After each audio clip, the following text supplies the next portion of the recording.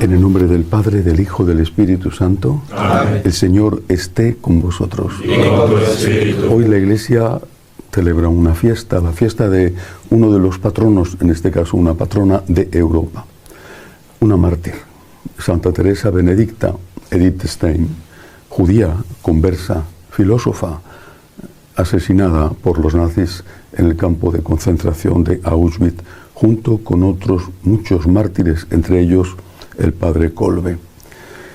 Vamos a recordar después en la homilía el ejemplo que nos dejó esta mujer. Ahora comenzamos pidiendo perdón al Señor por nuestros pecados.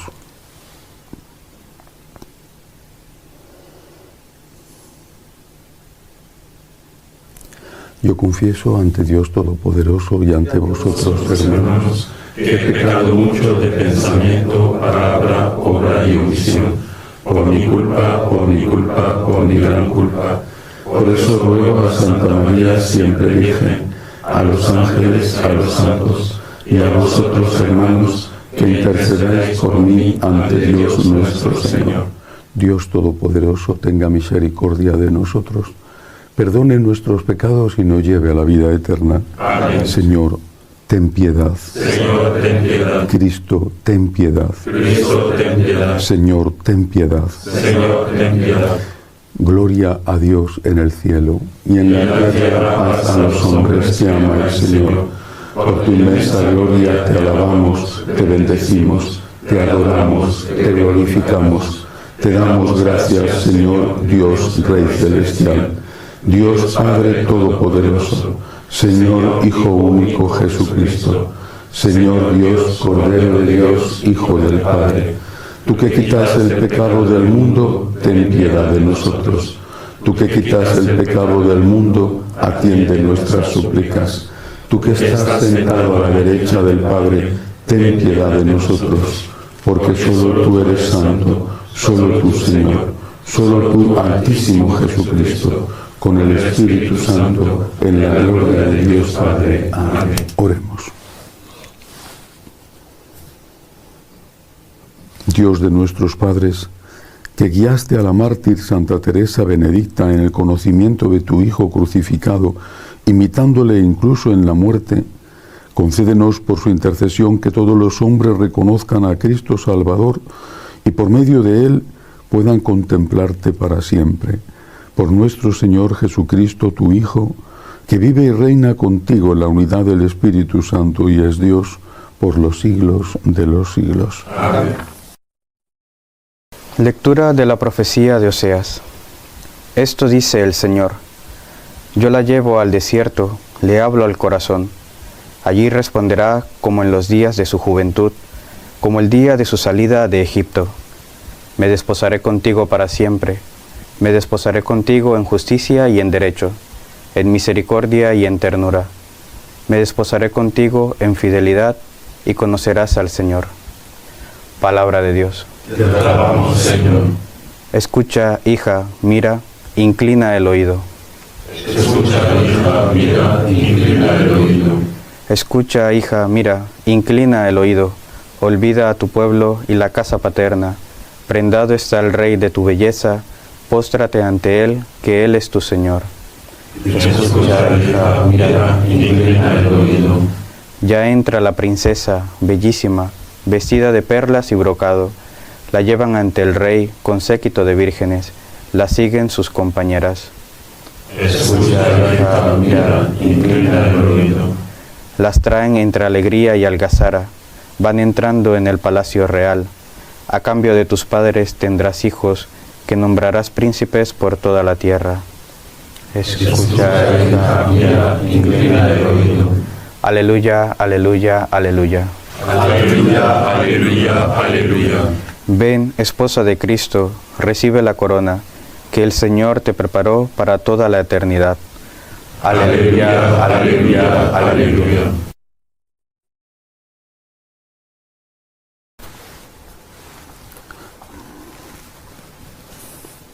El Señor esté con vosotros. Y con tu espíritu. Lectura del Santo Evangelio según San Mateo. Gloria a ti, Señor. En En aquel tiempo dijo Jesús a sus discípulos esta parábola: el reino de los cielos se parece a 10 vírgenes que tomaron sus lámparas y salieron al encuentro del esposo. 5 de ellas eran necias y 5 sensatas. Las necias, al tomar las lámparas, no se aprovecharon de aceite. En cambio, las prudentes se llevaron alcuzas de aceite con las lámparas. El esposo tardaba. Les entró sueño a todas y se durmieron. A medianoche se oyó una voz: que llega el esposo, salid a recibirlo. Entonces se despertaron todas aquellas vírgenes y se pusieron a preparar sus lámparas. Y las necias dijeron a las sensatas: dadnos de vuestro aceite, que se nos apagan las lámparas. Pero las prudentes contestaron: por si acaso no hay bastante para vosotras y nosotras, mejor es que vayáis a la tienda y lo compréis. Mientras iban a comprarlo, llegó el esposo, y las que estaban preparadas entraron con él al banquete de bodas, y se cerró la puerta. Más tarde llegaron también las otras vírgenes, diciendo: Señor, Señor, ábrenos. Pero él respondió: en verdad os digo que no os conozco. Por tanto, velad, porque no sabéis el día ni la hora. Palabra del Señor. Gloria a ti, Señor Jesús. Hoy la Iglesia celebra esta fiesta litúrgica, Santa Teresa Benedicta, Santa Edith Stein. Juan Pablo II la declaró copatrona de Europa, con los que ya existía, por ejemplo, San Benito, Santa Brígida, una mujer extraordinaria, judía de religión, no solamente, es decir, de práctica judía, no solamente de religión por su familia, pero una buscadora honesta de la verdad, discípula de uno de los principales filósofos de la época. No encontró la verdad hasta que la descubrió en Cristo. Entonces tomó una decisión muy dura, muy difícil para ella, porque bautizarse, pasar de judío, judía en este caso, a cristiana, implicaba romper no solo con sus raíces culturales, religiosas, sino también con su familia. Y de hecho, su familia la consideró desde el momento de su bautizo como si estuviera muerta. En alguna ocasión se cruzó incluso con su madre por la calle y la madre hizo como si no la viera, porque, por lo menos en aquel momento, cuando una persona, una judía, un judío, se convertía, se hacía cristiano, para la familia es como si hubiera desaparecido. Una hermana suya, en cambio, más tarde la siguió. Es después de su conversión, estuvo, por ejemplo, dando clases de filosofía en la Universidad de Speyer, en Alemania, y después de su conversión, un tiempo después, decidió hacerse monja carmelita descalza. En ese contexto tuvo lugar el ascenso de Hitler al poder, la represión contra los judíos, y sus superiores decidieron mandarla a ella y a su hermana, mandarlas a Holanda. Pensaban que allí estarían más protegidas, porque Holanda, igual que Bélgica y Luxemburgo, eran países neutrales. En el Carmelo, en Holanda, estaba cuando se produce la conquista llamada Guerra Relámpago, la conquista de estos 3 pequeños países por parte de Alemania, países neutrales que fueron invadidos y conquistados en muy pocos días, para poder el ejército alemán atacar a Francia desde arriba, donde no estaban tan defendidos. Empezó inmediatamente, también en Holanda y en Bélgica, la persecución contra los judíos. Los obispos holandeses no se quedaron callados y protestaron, aún a riesgo de su propia vida. Protestaron. La reacción de los judíos, de los nazis, fue perseguir también a los poquísimos judíos que eran católicos, o a los judíos que habían sido protegidos en hogares católicos. fueron al monasterio, al convento carmelita, donde estaba Edith Stein y su hermana. Las apresaron, las metieron en un tren como llevaban a tantos, un tren como si fueran ganado. Las llevaron a Auschwitz, en Polonia. Allí se sabe que llegó, allí se perdió su pista, porque inmediatamente la metieron en una cámara de gas y allí, con su hermana, con tantísimos otros judíos y otros que no eran judíos, por ejemplo, los gitanos, los polacos, miles y miles de polacos, o los enfermos mentales, eran gaseados hasta morir y después eran reutilizadas las partes que los nazis consideraban útiles, el cabello para pelucas, los dientes, si tenían sobre todo algún diente de oro. Una mártir, no renunció a su fe. Murió como nuestro Señor Jesucristo, no en la cruz, sino en una cámara de gas. Compartía con Cristo su raza, compartía con la Santísima Virgen, con los apóstoles, su raza, y siguió el camino, primero, del ostracismo, del aislamiento, y segundo, el camino de la muerte unida a Cristo. Por eso el Papa Juan Pablo II, polaco, que había visitado muchas veces aquel campo de concentración, donde, repito, no solamente murió ella y millones de judíos, sino también millones de católicos polacos, el Papa la quiso nombrar copatrona de Europa. Hasta aquí la historia. Ahora vamos con la enseñanza. Buscar la verdad, al precio que sea. Quizá vivió Santa Edith en una época en que los hombres buscaban la verdad. San Pablo VI, dijo en una ocasión: en nuestra época los hombres ya no buscan la verdad. Y porque no buscan la verdad, no escuchan a los maestros. Pero añadió: sin embargo, en nuestra época los hombres siguen buscando la felicidad. Y porque buscan la felicidad, sí que escuchan a los testigos. Aquellos testigos que le dicen: yo soy feliz, o por lo menos tengo paz. Testigos que están sufriendo una enfermedad, a veces terrible, y que sin embargo logran, en medio del dolor físico que es tan destructivo de la persona, logran encontrar una paz interior que transmiten, sorprende, admira a los que le rodean y le lleva a preguntar ¿por qué? Y ellos señalan a Cristo: Él me hace fuerte. Testigos que llevan un matrimonio difícil, testigos que están luchando por ser honestos en un contexto de corrupción, testigos que dejan todo para servir a Cristo como religiosos, como religiosas, como sacerdotes.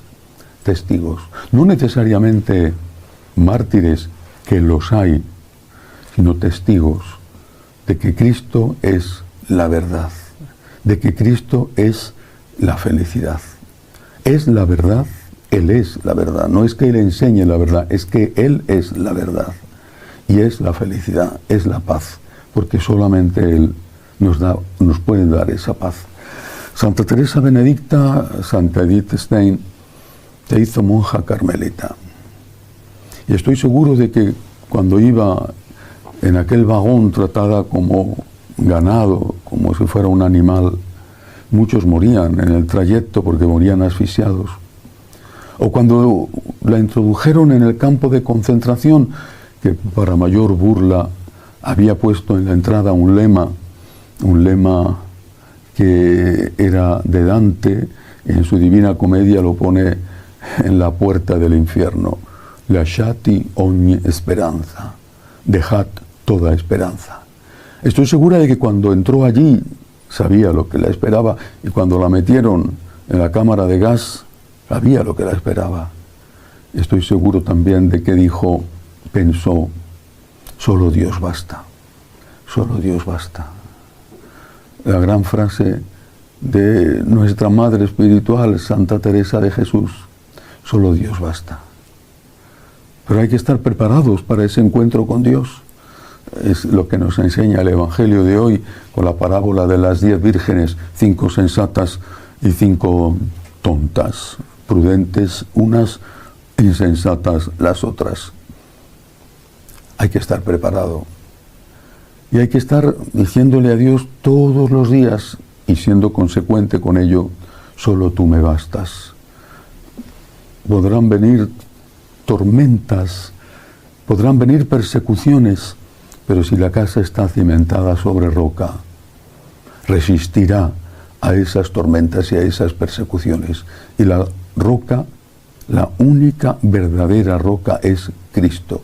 Hoy, con esta Santa Carmelita, patrona de Europa, mártir de los nazis, y hoy hay otros mártires, por ejemplo, los mártires del aborto. Hoy digamos, Señor, solo tú me bastas, Señor, solo Dios basta. Que así sea.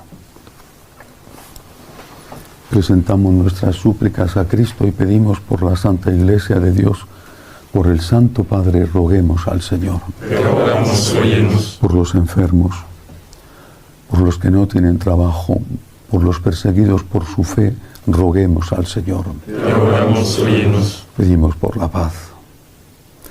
La paz en la patria de Jesús. Hay en el aire el estallido de una terrible guerra con el Líbano.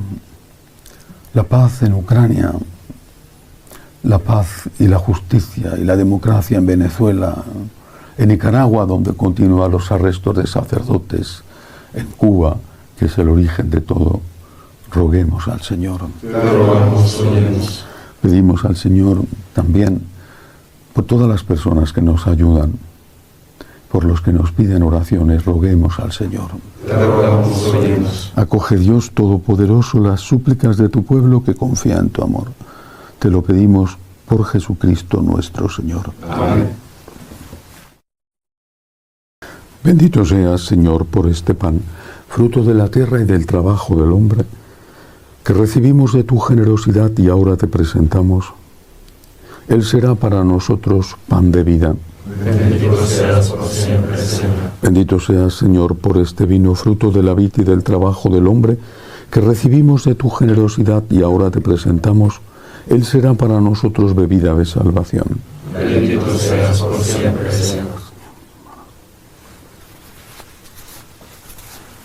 Orad para que este sacrificio mío y vuestro sea agradable a Dios Padre Todopoderoso. El Señor reciba de tus manos este sacrificio, para la alabanza y gloria de su nombre, para nuestro bien y de toda su santa Iglesia. Acepta, Señor, con bondad estos dones que te ofrecemos en la fiesta de tu mártir, Santa Teresa Benedicta, y ya que has llevado a la perfección del sacrificio único los diferentes sacrificios de la antigua alianza, actualiza el que tu Hijo te ofreció con su sangre, por Jesucristo nuestro Señor. Amén. El Señor esté con vosotros. Y con tu espíritu. Levantemos el corazón. Lo tenemos levantado hacia el Señor. Demos gracias al Señor nuestro Dios. Es justo y necesario. En verdad es justo y necesario, es nuestro deber y salvación, darte gracias siempre y en todo lugar, Señor Padre Santo, Dios Todopoderoso y Eterno, porque la sangre de la gloriosa mártir Santa Teresa Benedicta,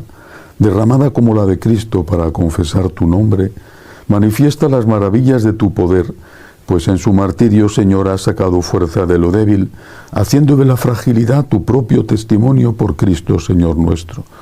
Por eso, con las virtudes del cielo, te aclamamos continuamente en la tierra, alabando tu gloria sin cesar. Santo, Santo, Santo es el Señor Dios del universo. Llenos están el cielo y la tierra de tu gloria. Hosana en el cielo, bendito el que viene en nombre del Señor. Hosana en el cielo. Santo eres en verdad, Señor, fuente de toda santidad. Por eso te pedimos que santifiques estos dones con la efusión de tu Espíritu, de manera que sean para nosotros cuerpo y sangre de Jesucristo nuestro Señor, el cual, cuando iba a ser entregado a su pasión voluntariamente aceptada, tomó pan. Dándote gracias, lo partió, lo dio a sus discípulos, diciendo: Tomad y comed todos de él, porque esto es mi cuerpo que será entregado por vosotros. Del mismo modo, acabada la cena, tomó el cáliz. Dándote gracias de nuevo, lo pasó a sus discípulos diciendo: tomad y bebed todos de él, porque este es el cáliz de mi sangre, sangre de la alianza nueva y eterna, que será derramada por vosotros y por muchos para el perdón de los pecados. Haced esto en conmemoración mía. Este es el sacramento de nuestra fe. Anunciamos tu muerte, proclamamos tu resurrección. Ven, Señor Jesús. Así pues, Padre, al celebrar ahora el memorial de la muerte y resurrección de tu Hijo, te ofrecemos el pan de vida y el cáliz de salvación y te damos gracias porque nos haces dignos de servirte en tu presencia. Te pedimos humildemente que el Espíritu Santo congregue en la unidad a cuantos participamos del cuerpo y sangre de Cristo. Acuérdate, Señor, de tu Iglesia extendida por toda la tierra y con el Papa Francisco, con nuestro obispo Agustín y todos los pastores que cuidan de tu pueblo, llévala a su perfección por la caridad. Acuérdate, Señor, de nuestros hermanos que se durmieron en la esperanza de la resurrección, de Carol y de todos los que han muerto en tu misericordia. Admíteles a contemplar la luz de tu rostro. Ten misericordia de todos nosotros, así con María, la Virgen Madre de Dios, su esposo San José, los apóstoles y cuantos vivieron en tu amistad a través de los tiempos, merezcamos por tu Hijo Jesucristo compartir la vida eterna y cantar tus alabanzas. Por Cristo, con Él y en Él, a ti, Dios Padre Omnipotente, en la unidad del Espíritu Santo, todo honor y toda gloria por los siglos de los siglos. Amén. Llenos de agradecimiento al Dios de la misericordia, le decimos: Padre nuestro que estás en el cielo, santificado sea tu nombre. Venga a nosotros tu reino. Hágase tu voluntad en la tierra como en el cielo. Danos hoy nuestro pan de cada día. Perdona nuestras ofensas, como también nosotros perdonamos a los que nos ofenden. No nos dejes caer en la tentación y líbranos del mal. Líbranos, Señor, de todos los males.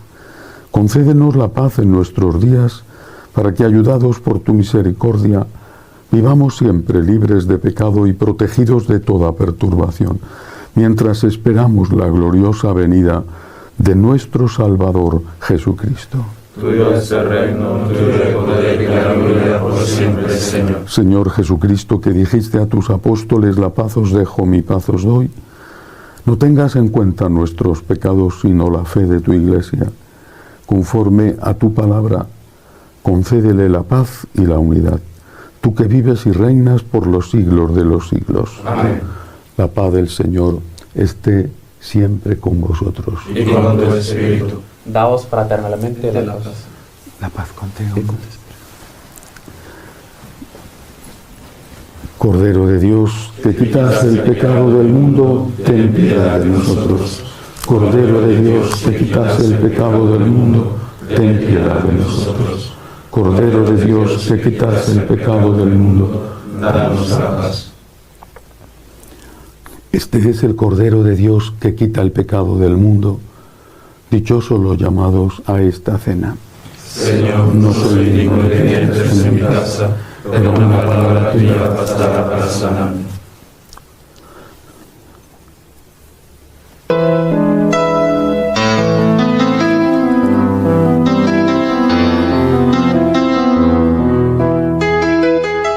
Creo, Jesús mío, que estás realmente presente en el Santísimo Sacramento del altar.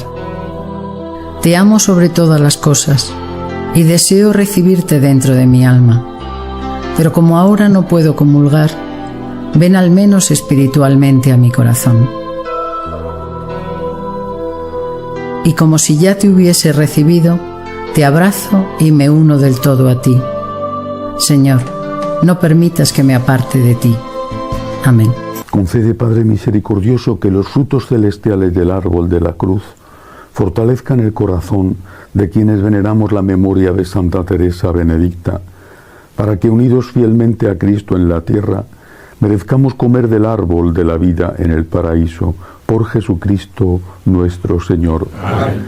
El Señor esté con vosotros. Y con tu espíritu. La bendición de Dios Todopoderoso, Padre, Hijo y Espíritu Santo, descienda sobre vosotros. Amén. Podéis ir en paz. Demos gracias a Dios. Dios te salve, Reina y Madre de misericordia, vida, dulzura y esperanza nuestra. Dios te salve. A ti llamamos los Desterrados hijos de Eva, a ti suspiramos, gimiendo y llorando en este valle de lágrimas. Ea pues, Señora, abogada nuestra, vuelve a nosotros esos tus ojos misericordiosos, y después de este destierro, muéstranos a Jesús, fruto bendito de tu vientre. Oh clementísima, oh piadosa, oh dulce y siempre Virgen María, ruega por nosotros, Santa Madre de Dios, para que seamos dignos de alcanzar las promesas de nuestro Señor Jesucristo. Amén. Jesús, me fío de ti, te quiero, te adoro, te doy gracias, te pido perdón, te pido gracias, y me ofrezco a ti como María. Amén.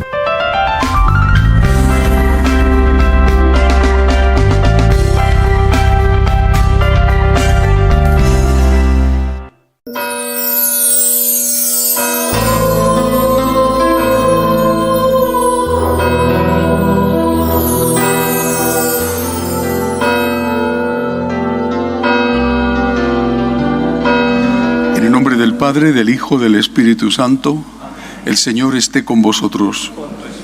Empezamos la Santa Misa en este tercer domingo de Cuaresma, en la mitad del camino de acompañar a Jesús hasta la cruz, hasta Jerusalén, para morir con Él, reconociendo que somos pecadores y dando gracias a Dios por su misericordia y pidiéndole perdón.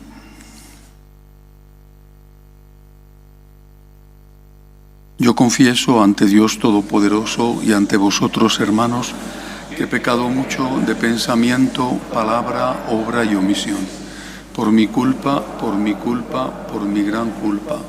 Por eso ruego a Santa María, siempre Virgen, a los ángeles, a los santos y a vosotros, hermanos, que intercedáis por mí ante Dios nuestro Señor.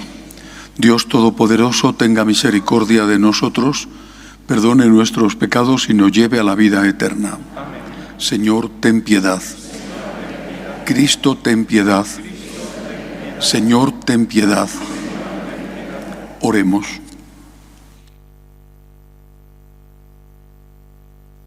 Oh Dios, autor de toda misericordia y bondad, que aceptas el ayuno, la oración y la limosna como remedio de nuestros pecados, mira con amor el reconocimiento de nuestra pequeñez y levanta con tu misericordia a los que nos sentimos abatidos por nuestra conciencia, por nuestro Señor Jesucristo, tu Hijo, que vive y reina contigo en la unidad del Espíritu Santo y es Dios por los siglos de los siglos.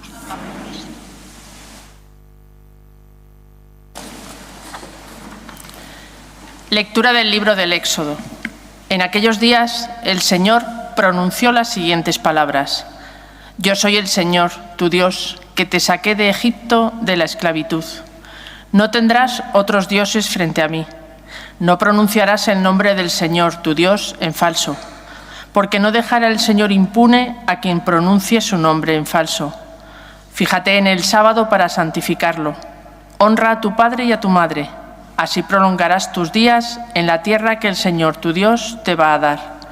No matarás, no cometerás adulterio, no robarás, no darás testimonio falso contra tu prójimo, no codiciarás los bienes de tu prójimo, no codiciarás la mujer de tu prójimo, ni su esclavo, ni su esclava, ni su buey, ni su asno, ni nada que sea de él. Palabra de Dios. Señor, tú tienes palabras de vida eterna.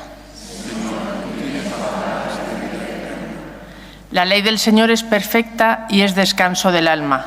El precepto del Señor es fiel e instruye al ignorante. Señor, tú tienes palabras de vida eterna. Los mandatos del Señor son rectos y alegran el corazón. La norma del Señor es límpida y da luz a los ojos. Señor, tú tienes palabras de vida eterna. La voluntad del Señor es pura y eternamente estable. Los mandamientos del Señor son verdaderos y enteramente justos. Señor, tú tienes palabras de vida eterna. Más preciosos que el oro, más que el oro fino, más dulces que la miel de un panal que destila.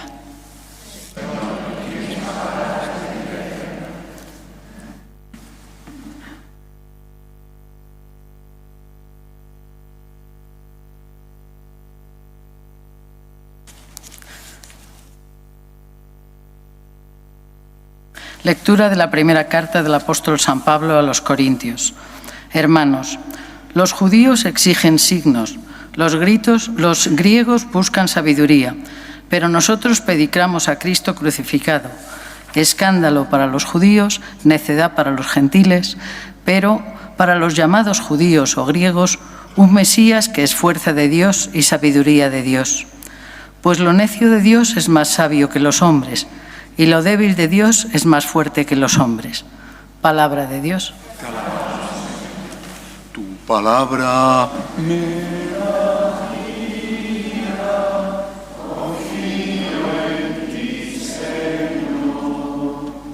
Tu palabra es eterna, en ella esperaré. El Señor esté con vosotros. Lectura del Santo Evangelio según San Juan.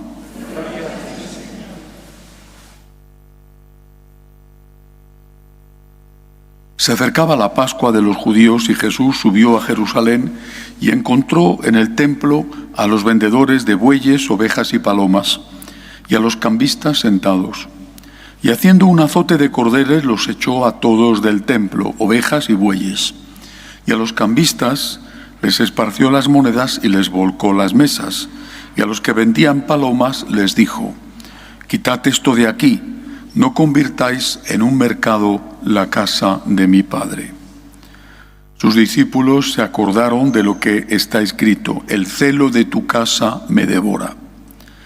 Entonces intervinieron los judíos y le preguntaron: ¿qué signos nos muestras para obrar así? Jesús contestó: destruid este templo y en 3 días lo levantaré. Los judíos replicaron: 46 años ha costado construir este templo y tú lo vas a levantar en 3 días. Pero él hablaba del templo de su cuerpo. Y cuando resucitó de entre los muertos, los discípulos se acordaron de que lo había dicho y dieron fe a la Escritura y a la palabra que había dicho Jesús. Mientras estaba en Jerusalén por las fiestas de Pascua, muchos creyeron en su nombre, viendo los signos que hacía. Pero Jesús no se confiaba con ellos, porque los conocía a todos y no necesitaba el testimonio de nadie sobre un hombre, porque él sabía lo que hay dentro de cada hombre. Palabra del Señor. Este Evangelio requiere una aclaración porque ha sido mal interpretado, posiblemente de forma intencionada. Algunos se han apoyado en este texto del Evangelio de San Juan para justificar el uso de la violencia, diciendo que nuestro Señor la usó. Los que defendían la llamada teología de la liberación, aquella teología que era con una clara influencia comunista, decían que lo mismo que Jesús utilizó la violencia para purificar el templo, era legítimo usar la violencia para acabar con las injusticias sociales. La lucha de clases del marxismo entró así dentro de la Iglesia y no solo en América, pero allí de una forma especial no faltaron los sacerdotes que cogieron las armas, que incluso llegaron a fundar grupos terroristas. Y algunos de ellos incluso murieron en combate. La Iglesia rechazó esta interpretación y hay que aclararlo. Y si uno se fija con detalle en lo que sucedió, se da cuenta de que Jesús expulsa a los bueyes, a las ovejas. Es decir, el cordón que hizo con cuerdas para golpearlos no era contra las personas, sino contra los animales, incluso contra aquellos animales que después podían ser recuperados por sus dueños. Por ejemplo, no abre las jaulas de las palomas, que también se vendían en el templo. Era la ofrenda que ofrecían los pobres cuando tenían que rescatar al primogénito.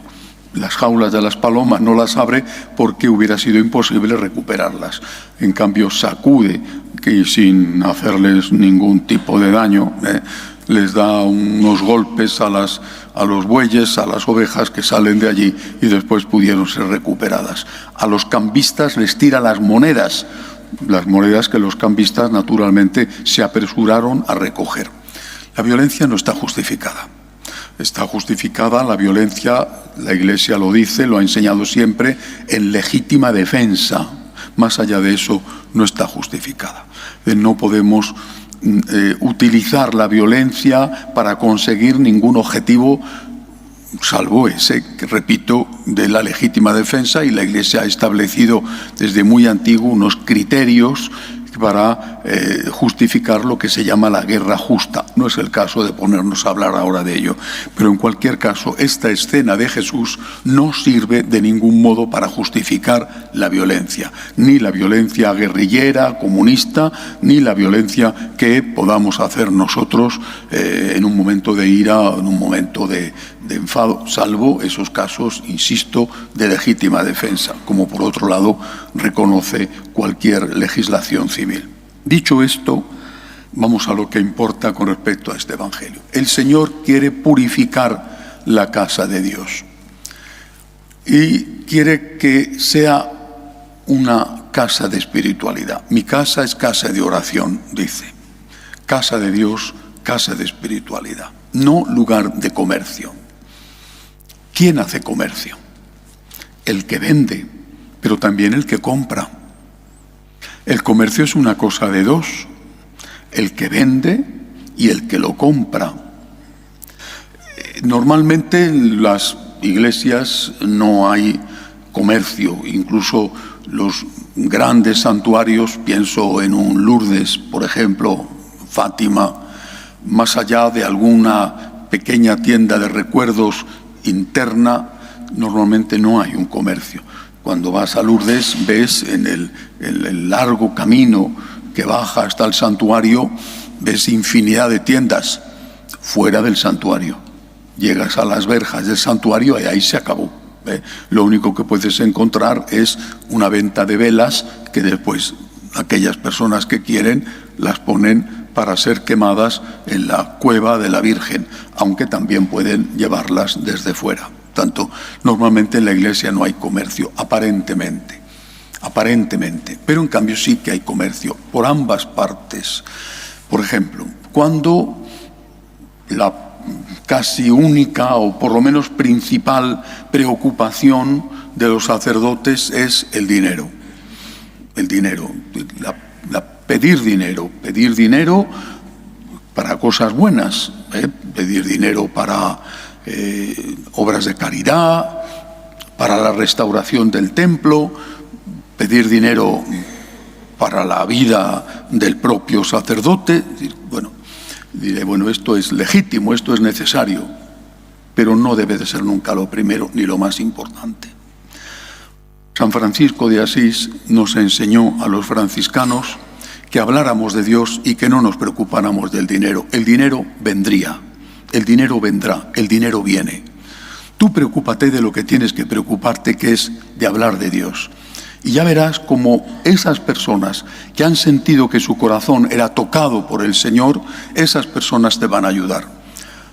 Naturalmente que no habrá la misma respuesta de parte de todos, y no me refiero a las posibilidades económicas de cada uno. Naturalmente que no. Hay personas que enseguida van a reaccionar con generosidad y con agradecimiento. Y otras personas, en cambio, van a ser, porque lo son para todo, van a ser míseros. Ese riesgo se corre, ese riesgo debemos de correrlo. Pero si nosotros, los sacerdotes, hablamos de Dios y lo que nos preocupa en primer lugar es llevar a la gente a Dios y llenar la necesidad de Dios que tienen las personas, estoy seguro, y desde luego lo digo por propia experiencia, que el dinero no falta. Esta parroquia la construimos sin nada. Muchos de vosotros que sois viejos feligreses lo sabéis. Nos dieron un terreno que es propiedad del obispado, no es propiedad de los franciscanos de María. Nos dieron un terreno, no había forma ni siquiera de construir el prefabricado. El prefabricado tenía un presupuesto entonces tenía un presupuesto de 75.000 euros y yo conseguí que me prestaran el obispado 15.000 a pagar, porque ellos creían que era imposible que con 15.000 se hicieran. Como soy hijo de mis padres, buenos comerciantes, a base de regatear conseguí que por esos 15.000 nos hicieran lo que al obispado le cobraban 75.000. Y a partir de ahí no teníamos ni un céntimo. La parroquia se hizo, la parroquia se pagó. Cuando yo estaba de párroco, todos los días, todos los primeros de mes, yo tenía que pagar al obispado 12.000 euros. De entonces, hablo del año 2003, que es muchísimo más que el año 2024. Empezaba cada uno de mes y yo tenía que pagar al obispado 12.000 euros. El dinero vino. Vuestra generosidad, la generosidad de estos feligreses de esta parroquia que son excepcionales, lo hizo posible. La parroquia se pagó, hemos podido seguir ayudando a otras parroquias, seguimos dando muchísimo dinero todos los meses al obispado. Pero el dinero no es lo más importante en esta casa. En esta casa lo más importante es dar gloria a Dios, servir al Señor y por amor al Señor ayudaros a vosotros a que estéis con Dios. Por eso llegó el dinero, porque lo primero siempre fue Dios. Recuerdo, no lo olvidaré nunca, cuando salimos del prefabricado, el primer día que veníamos a inaugurar este templo, salíamos con la imagen de la Virgen, que entonces teníamos la pequeña imagen que está en la capilla, bellísima imagen de María Inmaculada, salíamos en procesión y con el Santísimo de allí hasta aquí. Y yo, en la homilía que hice, cité aquella frase de Nikos Kazantzakis, el gran escritor griego, que dice: Señor, cuando las orugas piensan en ti, se convierten en mariposas. Esta oruguita, que era el prefabricado humilde donde no cabíamos y estabais en la calle, incluso en verano, aguantando el calor, se convirtió en un hermoso templo. ¿Por qué? Porque hemos pensado en ti. Pero el comercio también se hace, como os he dicho, por la otra parte. ¿Cuándo hay comercio en los fieles? Hay dos tipos de comercio. Y tenéis que estar atentos a no caer en eso que profana la casa de Dios. Hay un comercio en los fieles cuando buscan que el cura les diga lo que quieren escuchar. Cuando van de cura en cura, de confesor en confesor, de iglesia en iglesia, hasta que encuentran un cura que les dice que lo que están haciendo mal no está mal, sino que está bien. Buscan a alguien que les tranquilice la conciencia, no que les diga la verdad. La verdad siempre tiene que ser dicha con amor, sin insultar y sin agresividad. Pero el primer acto de caridad es la verdad. Y hay un comercio de muchos fieles cuando van de sitio en sitio buscando que les diga el cura: no te preocupes, puedes comulgar. Estás conviviendo en pareja, pero no pasa nada, puedes comulgar si Dios es muy bueno. Sí, Dios es muy bueno, buenísimo, buenísimo. Tan buenísimo es que se queda aquí a expensas de que hagamos una profanación y un sacrilegio con Él. Pero esos curas que existen tienen su clientela. Aquellos, repito, que buscan escuchar de un sacerdote algo que en el fondo saben que no está bien, pero después les sirve de excusa. Es que me lo ha dicho un cura. Eso es un comercio. Eso es transformar la casa de Dios en una cueva de bandidos. Hay otro comercio que hacen los fieles, y no quiero decir que seáis vosotros, pero sí os advierto contra él. El comercio de aquellos que vienen a la iglesia a pedir. No me refiero a pedir dinero, a Cáritas o a pedir ropa, no me refiero a eso. Me refiero a aquellos que tienen con Dios una relación basada en la petición. A la Iglesia se viene a dar gracias a Dios. Esto os lo hemos enseñado en estos 24 años que llevamos junto a vosotros desde el primer momento. Es nuestro carisma el agradecimiento. A la Iglesia se viene a dar gracias a Dios. También a pedir, y ahí está dicho todo. Nuestro bellísimo idioma tiene las palabras adecuadas. También. Secundariamente, también a pedir. Pedid y se os dará, llamad y se os abrirá. También a pedir. Pero venimos a dar gracias a Dios. Y esto es lo más importante por lo cual venimos al templo. Esto no es un negocio. Esto no es un sitio donde yo vengo a mercadear. Yo te prometo que si me das tal cosa, te haré tal cosa.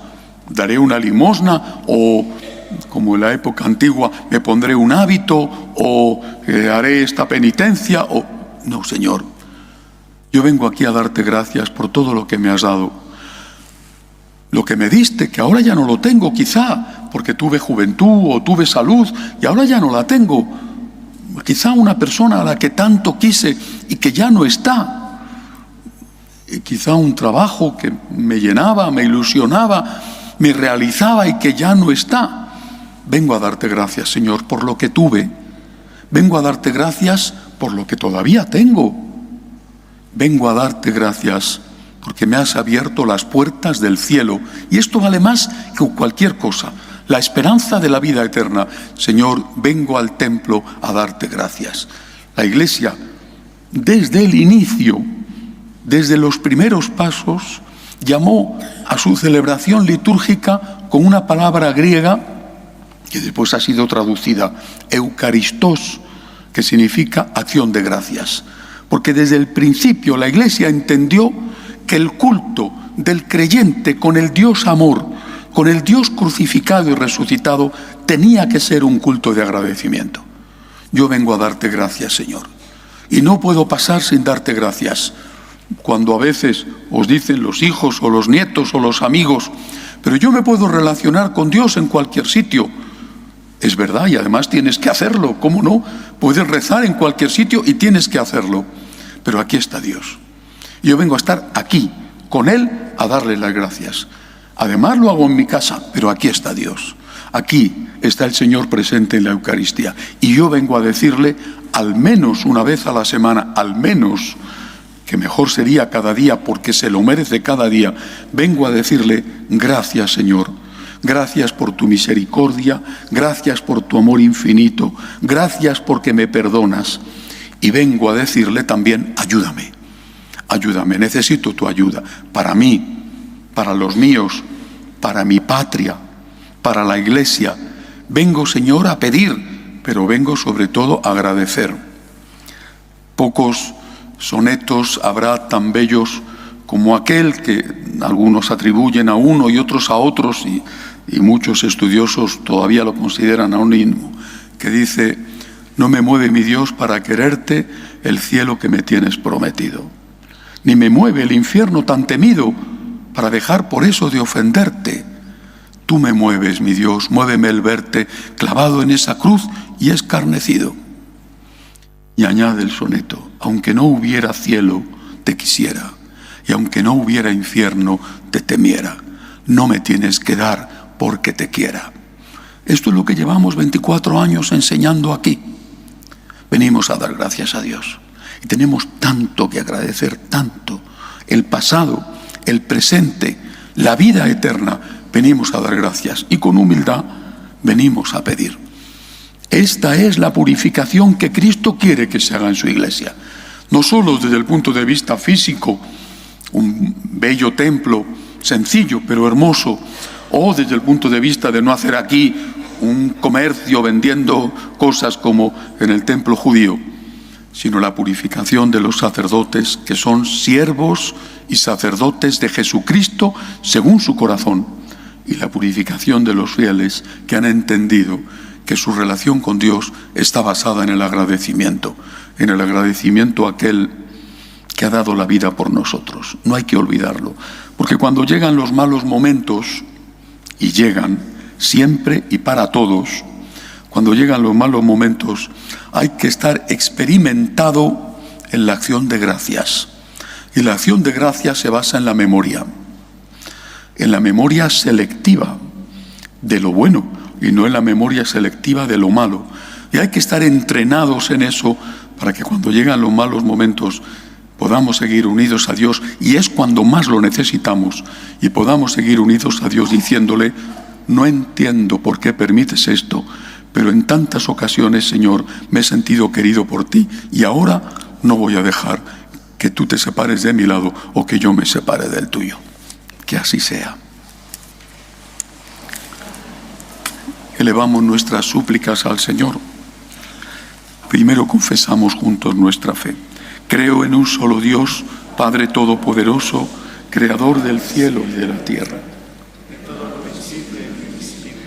Creo en un solo Señor Jesucristo, Hijo único de Dios, nacido del Padre antes de todos los siglos, Dios de Dios, luz de luz, Dios verdadero de Dios verdadero, engendrado, no creado, de la misma naturaleza del Padre, por quien todo fue hecho, que por nosotros los hombres y por nuestra salvación bajó del cielo.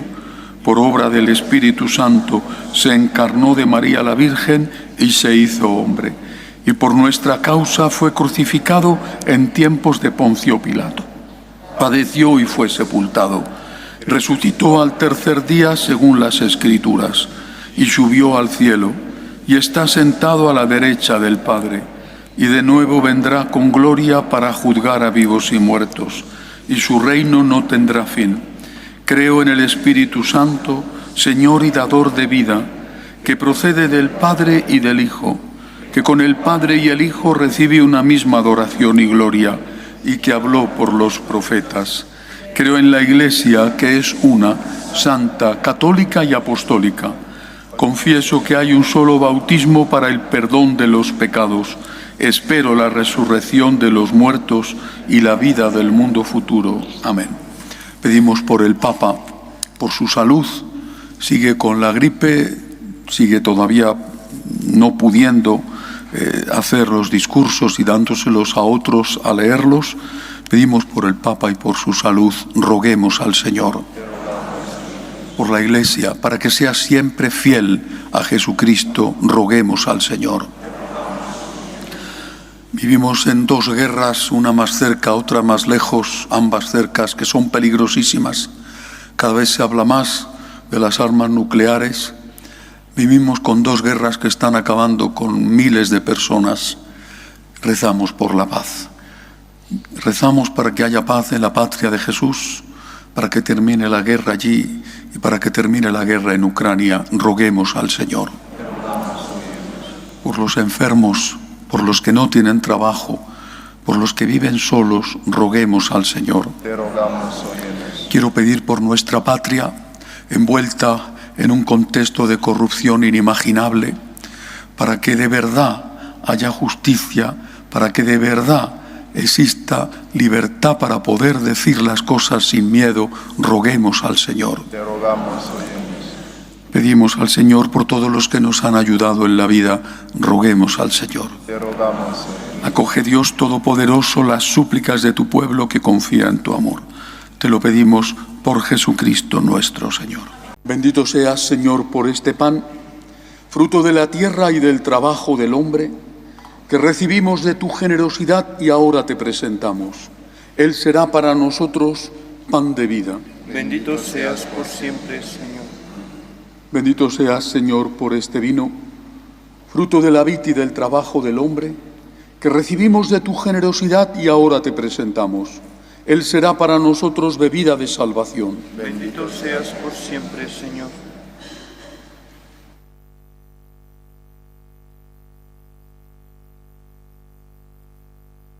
Orad para que este sacrificio mío y vuestro sea agradable a Dios Padre Todopoderoso. El Señor reciba de tus manos este sacrificio para alabanza y gloria de su nombre, para nuestro bien y el de toda su santa Iglesia. Señor, por la celebración de este sacrificio, concédenos en tu bondad que al pedirte el perdón por nuestras ofensas, Nos esforcemos en perdonar las de nuestros hermanos, por Jesucristo nuestro Señor. Amén. El Señor esté con vosotros. Y con tu espíritu. Levantemos el corazón. Lo tenemos levantado hacia el Señor. Demos gracias al Señor nuestro Dios. Es justo y necesario. En verdad es justo y necesario. Es nuestro deber y salvación darte gracias siempre y en todo lugar. Señor Padre Santo, Dios Todopoderoso y Eterno, por Cristo Señor nuestro, el cual, al pedir agua a la samaritana, ya había infundido en ella la gracia de la fe, y si quiso estar sediento de la fe de aquella mujer, fue para encender en ella el fuego del amor divino. Por eso, Señor, te damos gracias y proclamamos tu grandeza, cantando con los ángeles: Santo, Santo, Santo es el Señor Dios del universo. Llenos están el cielo y la tierra de tu gloria. Hosanna en el cielo. Bendito el que viene en nombre del Señor. Hosanna en el cielo. Santo eres en verdad, Señor, fuente de toda santidad.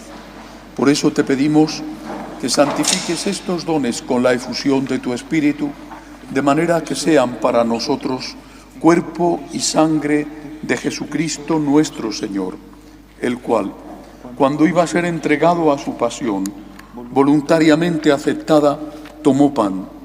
Dándote gracias, lo partió y lo dio a sus discípulos, diciendo: Tomad y comed todos de él, porque esto es mi cuerpo que será entregado por vosotros. Del mismo modo, acabada la cena, tomó el cáliz, dándote gracias de nuevo, lo pasó a sus discípulos, diciendo: Tomad y bebed todos de él, porque este es el cáliz de mi sangre, sangre de la alianza nueva y eterna, que será derramada por vosotros y por muchos para el perdón de los pecados. Haced esto en conmemoración mía. Este es el sacramento de nuestra fe. Anunciamos tu muerte, proclamamos tu resurrección. Ven, Señor Jesús. Así pues, Padre, al celebrar ahora el memorial de la muerte y resurrección de tu Hijo, te ofrecemos el pan de vida y el cáliz de salvación, y te damos gracias porque nos haces dignos de servirte en tu presencia. Te pedimos humildemente que el Espíritu Santo congregue en la unidad a cuantos participamos del cuerpo y sangre de Cristo. Acuérdate, Señor, de tu Iglesia extendida por toda la tierra, y con el Papa Francisco, con nuestro obispo José y todos los pastores que cuidan de tu pueblo, llévala a su perfección por la caridad. Acuérdate también de nuestros hermanos que durmieron en la esperanza de la resurrección: Sindo, Berta, Emilio, Leticia, Eugenio, Tony, María Luisa, Nilo, María José, Juan Fernando, Consuelo, Soledad, Federico, Olga, Margarita, Sofía, Ramona, Charlie, Carol, Ángel, Javier, Ana, los difuntos de la familia Hernández, Yasser, y de todos los que han muerto en tu misericordia, admítelos a contemplar la luz de tu rostro. Ten misericordia de todos nosotros, y así, con María la Virgen Madre de Dios, su esposo San José, los apóstoles y cuantos vivieron en tu amistad a través de los tiempos, merezcamos por tu Hijo Jesucristo compartir la vida eterna y cantar tus alabanzas. Por Cristo, con Él y en Él, a ti, Dios Padre Omnipotente, en la unidad del Espíritu Santo, todo honor y toda gloria por los siglos de los siglos. Llenos de agradecimiento, incluso por las cosas que no van bien, que muchas veces pueden ser fuente de un bien mayor, le decimos a Dios: Padre nuestro que estás en el cielo, santificado sea tu nombre. Venga a nosotros tu reino. Hágase tu voluntad en la tierra como en el cielo. Danos hoy nuestro pan de cada día. Perdona nuestras ofensas, como también nosotros perdonamos a los que nos ofenden. No nos dejes caer en la tentación y líbranos del mal. Líbranos, Señor, de todos los males. Concédenos la paz en nuestros días, para que, ayudados por tu misericordia, vivamos siempre libres de pecado y protegidos de toda perturbación, mientras esperamos la gloriosa venida de nuestro Salvador Jesucristo. Tuyo es el reino, tuyo tuyo el poder y la gloria por siempre, Señor. Señor Jesucristo, que dijiste a tus apóstoles, la paz os dejo, mi paz os doy, no tengas en cuenta nuestros pecados, sino la fe de tu Iglesia, y conforme a tu palabra concédele la paz y la unidad. Tú que vives y reinas por los siglos de los siglos. Amén. La paz del Señor esté siempre con vosotros. Y con tu espíritu. Daos unos a otros la paz.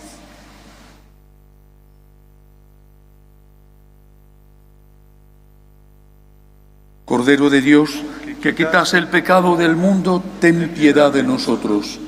Cordero de Dios, que quitas el pecado del mundo, ten piedad de nosotros. Cordero de Dios, que quitas el pecado del mundo, danos la paz.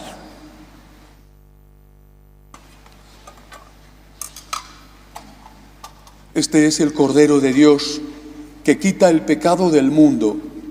Dichosos los llamados a esta cena. Señor, no soy digno de que entres en mi casa, pero una palabra tuya bastará para sanarme.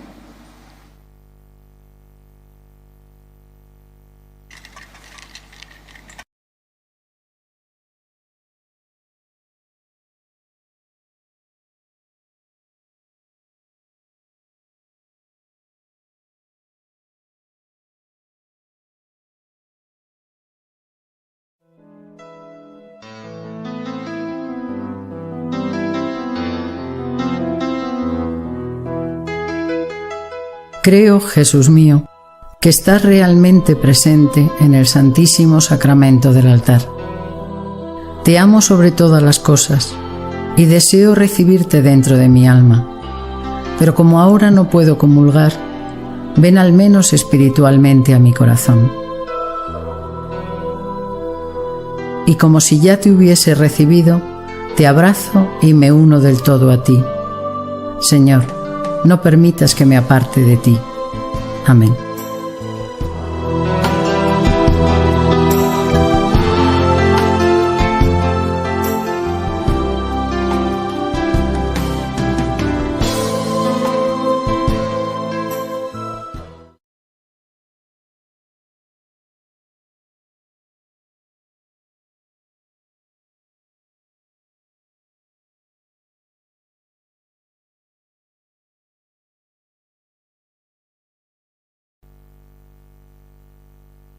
Oremos.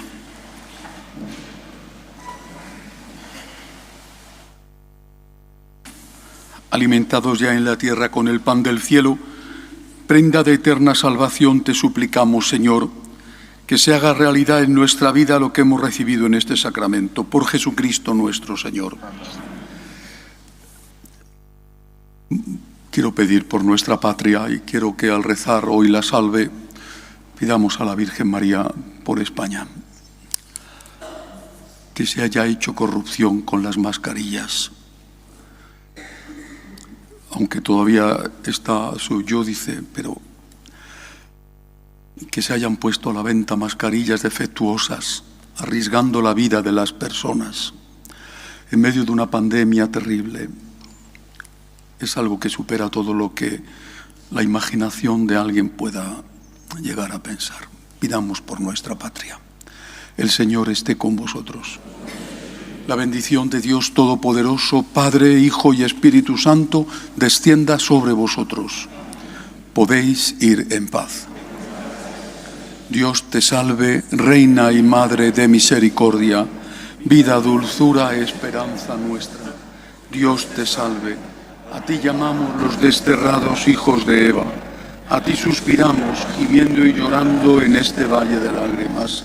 Ea pues, Señora, abogada nuestra, vuelve a nosotros esos tus ojos misericordiosos, y después de este destierro, muéstranos a Jesús, fruto bendito de tu vientre.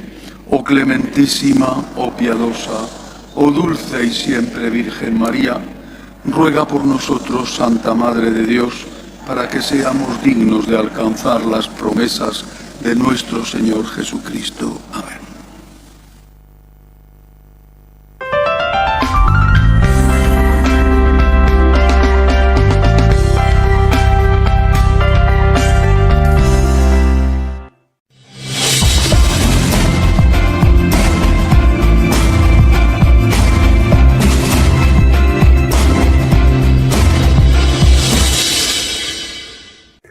Pocas veces me ha dado tanta alegría como esta semana comentar lo que está sucediendo en la Iglesia. Y no porque esta semana hayan faltado motivos de preocupación, ahí está el caso de Alemania siempre inquietante, sino sobre todo porque las cosas buenas, positivas, han sido mucho mayores. Empecemos por dos mensajes que han tenido al Papa como protagonista. Uno ha sido un discurso dirigido a los jueces encargados de analizar si hay o no hay nulidades matrimoniales. El Papa les ha dicho que realmente la misericordia es muy importante, pero que la misericordia no puede aplicarse en perjuicio, en detrimento de la verdad. Que no se trata de ver, a la hora de decir si procede o no una nulidad matrimonial, no se trata de ver lo que está sufriendo el cónyuge, lo que le interesa, lo que le conviene, sino que se trata de ver si ha habido o no ha habido un matrimonio previo. La misericordia es importantísima, pero no puede ir en perjuicio, en detrimento de la verdad. Creo que esto es y era necesario escucharlo con la misma claridad y rotundidad con que el Papa León lo ha dicho a los jueces que estudian y deciden sobre nulidades matrimoniales. En segundo lugar, una carta apostólica que el Papa León ha publicado con motivo del 1700 aniversario del Concilio de Nicea, donde se proclamó la divinidad de nuestro Señor Jesucristo. Por supuesto, nadie dudaba de la humanidad de nuestro Señor Jesucristo. Jesucristo, segunda persona de la Santísima Trinidad, Dios de Dios, luz de luz, Dios verdadero de Dios verdadero, engendrado, no creado, de la misma naturaleza del Padre.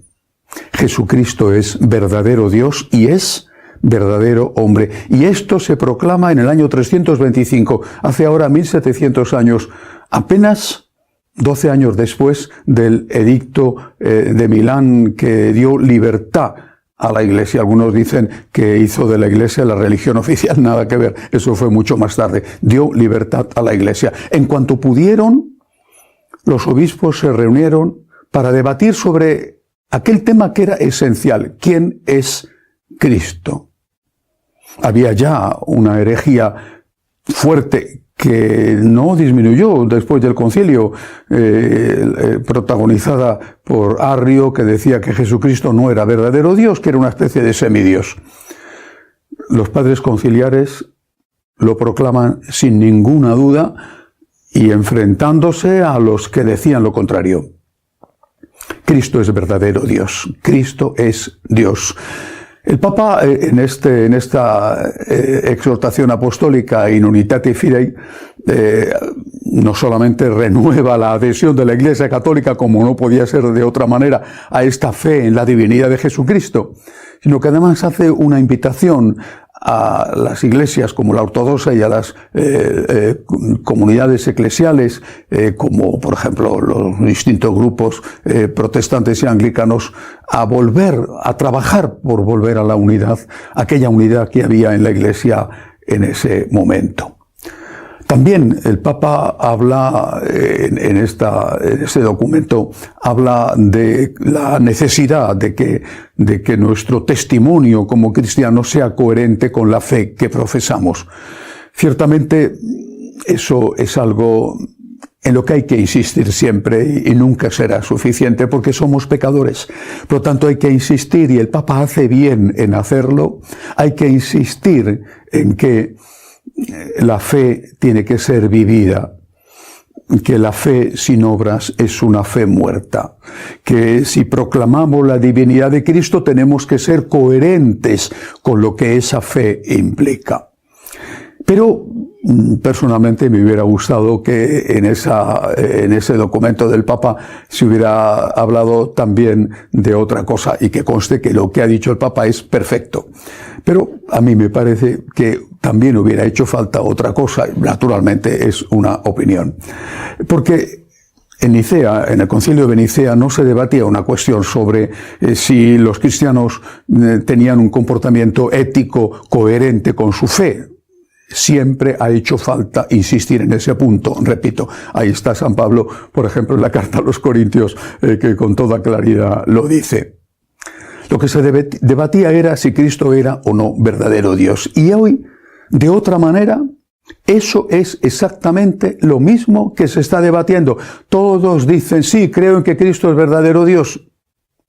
Pero a continuación añaden muchos, pero el mensaje de Jesús hay que adaptarlo al mundo.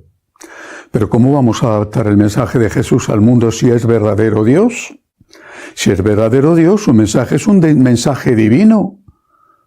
No es un mensaje humano dicho por el hombre Jesús, que tiene que ser adaptado porque el hombre Jesús está condicionado por su cultura, por su época, por tantas cosas. Las palabras de Cristo no pasan ni pasarán nunca. Es en esto en lo que hay que insistir hoy. De la divinidad de Cristo se deriva de forma inevitable, inseparable, que el mensaje de Cristo es el mismo hoy, como lo fue ayer y como lo será para siempre. Que el mensaje de Cristo no se puede cambiar. De lo contrario, se niega, aunque sea implícitamente, la divinidad de Cristo. Por eso, lo he dicho ya en otra ocasión, por eso me preocupa como cuando, por ejemplo, el cardenal Gregg, hablando del diaconado femenino, que es el primer paso al sacerdocio femenino, episcopado femenino, papado femenino, como han hecho los anglicanos, dice que el diaconado femenino es una profundización natural de la voluntad del Señor. Creo que esta es una afirmación cuando menos arriesgada.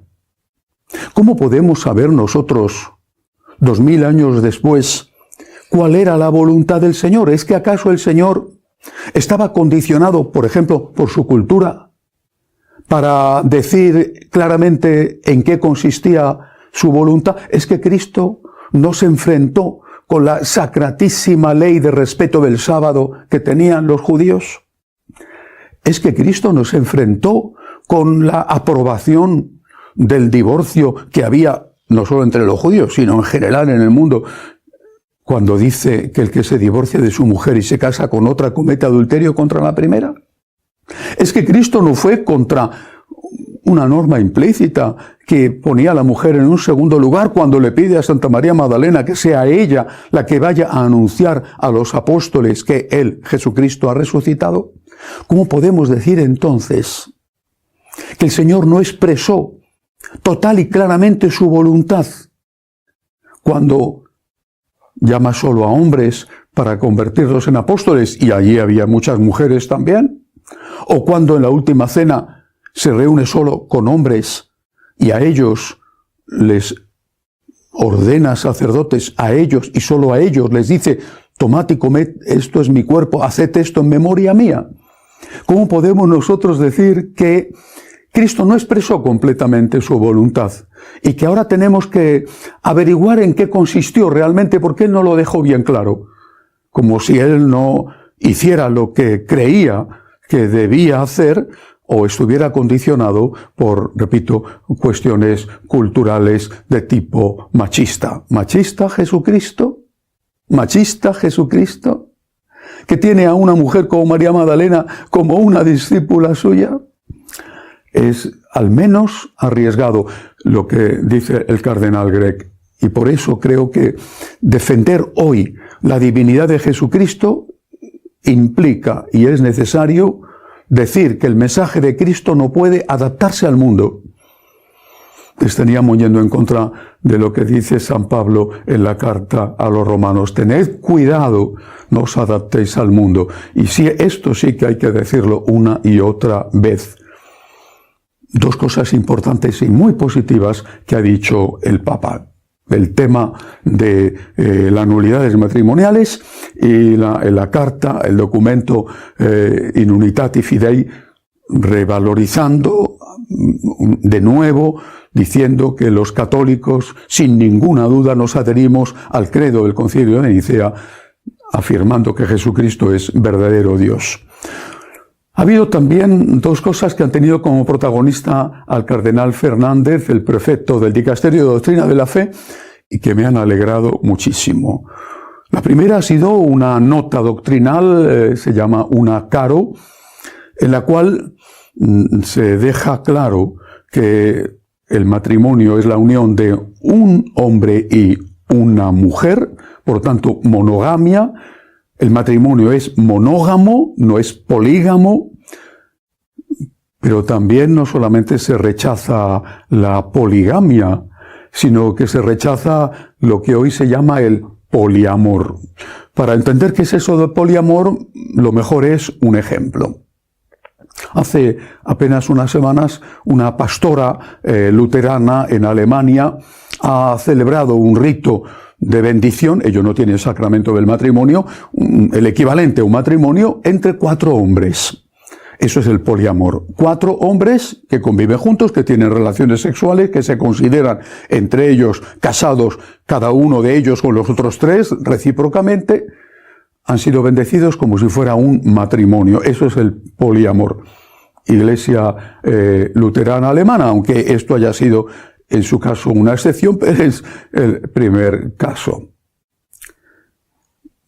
El cardenal Fernández con mucha claridad ha dicho que el matrimonio es solo la unión de un hombre y de una mujer, una unión además estable, abierta a la vida. Y esto ha molestado no solamente a los partidarios del poliamor, sino que ha molestado también a la comunidad LGBT, que ve rechazada su pretensión de los matrimonios homosexuales, de que las uniones homosexuales se consideren matrimonio. Cardenal Fernández lo ha dicho con toda claridad: el matrimonio es únicamente la unión de un hombre y de una mujer. Además, en la rueda de prensa de presentación del documento, ha dicho algo que no solo ha molestado a los que pudieran estar tristes por el contenido del documento, sino que ha molestado a muchísimos católicos liberales. Ha dicho que la encíclica Humanae Vitae de San Pablo VI sigue en vigor plenamente y en todo su contenido. No hay que olvidar que la encíclica Humanae Vitae fue posiblemente la encíclica contestada por muchos en la Iglesia Católica, la más contestada, no solo en su momento, sino también incluso en nuestros días. Otra cosa que no es un documento y que ha tenido como protagonista el cardenal Fernández, que me ha gustado especialmente. En una rueda de prensa, en una entrevista, se ha referido a la cuestión de María como corredentora. Ha aclarado lo que quiso decir con la nota doctrinal publicada hace 2 o 3 semanas. Lo ha aclarado de una forma suficiente. Ha dicho que se puede seguir llamando a la Virgen corredentora. Y lo que él quería decir con esa nota doctrinal es que no se podía llamarla corredentora en los documentos oficiales de la Iglesia o en las palabras de las oraciones de tipo litúrgico, para evitar confusión. Pero que llamar a María corredentora en el sentido en el que el pueblo de Dios y los teólogos y los santos y los papas la han llamado siempre, es decir, subordinada al único Redentor que es Jesucristo, que esto es lo que hemos dicho siempre los católicos. Solo Cristo es Redentor. La Virgen María es colaboradora en la redención. Pues ahora el cardenal Fernández ha dicho que esto sí se puede decir en la piedad popular o en las predicaciones, dejando siempre claro lo que siempre ha estado claro. Cristo es el único Redentor y nuestra Madre es colaboradora en esa redención y en ese sentido es corredentora. Yo había pedido, también hace unas semanas, había pedido humildemente que esto se aclarara un poco porque ha habido una reacción muy fuerte, quizá malintencionada por parte de algunos contra el Papa León, acusándole de no amar a la Virgen. Y eso me preocupa muchísimo porque es mentira. Y cuando dije, por favor, una explicación, una aclaración para evitar que al Papa le sigan atacando, Pues por eso me alegro, aunque no haya tenido nada que ver mi petición con esta aclaración que ha hecho el cardenal Fernández, me alegro muchísimo que lo haya hecho y se lo agradezco.